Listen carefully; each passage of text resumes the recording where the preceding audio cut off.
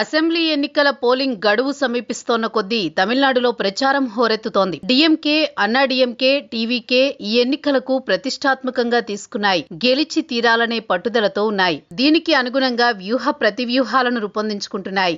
TVK పూర్తిస్థాయిలో ఎన్నికల బరిలో నిల్చోవడం వల్ల త్రిముఖ పోరు ఏర్పడింది.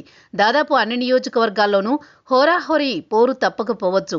తమిళనాడు శాసనసభ ఎన్నికల పోలింగ్ ఈ నెల 23న జరగనుంది. మే 4న ఓట్లను లెక్కిస్తారు. ఈ పరిణామాల మధ్య టీవీకే అధినేత విజయ్ పోటీ చేస్తోన్న పెరంబూరు, తిరుచిరాపల్లి ఈస్ట్ నియోజకవర్గాలపై అందరి దృష్టి నిలిచింది. ఆయా చోట్ల విజయ్ అరంగేట్రం చేయడం రసవత్తర పోరుకు తెరలేపింది. పెరంబూరులో sitting DMK MLA RD Sekhar కు సవాల్ విసురుతున్నారు. డీఎంకేకు కంచు కోట ఇది. గత ఎన్నికల్లో ఏఐఏడీఎంకే అభ్యర్థి ఎన్ఆర్ ధన్పాల్ పై 54,976 ఓట్ల భారీ మెజారిటీతో విజయం సాధించారు శేఖర్. విజయ్ పోటీలో ఉన్న మరో నియోజకవర్గం తిరుచిరాపల్లి ఈస్ట్. ఇక్కడ కూడా ఆయన sitting DMK MLA Inigo S ఇరుదయరాజును ఢీకొంటున్నారు. 2011లో ఏర్పడిన స్థానం ఇది. మొదటి 2 ఎన్నికల్లో ఏఐఏడీఎంకే ఆధీనంలో ఉండగా 2021లో డీఎంకే గెలుచుకుంది. గత ఎన్నికల్లో ఇనుగో ఇరుదయరాజ్ 53,797 ఓట్ల భారీ మెజారిటీతో విజయం సాధించారు. ఈ పరిణామాల మధ్య తమిళనాడు ఎన్నికలపై జూనియర్ వికటన్ తాజా సర్వే నిర్వహించింది. ఓటర్ల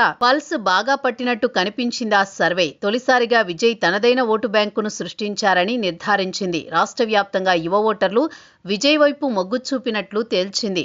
మొదటిసారిగా ఓటు వేయబోతోన్న మెజారిటీ యువత టీవీకే అభ్యర్థులకు పట్టం కట్టొచ్చని ఈ సర్వే అభిప్రాయపడింది.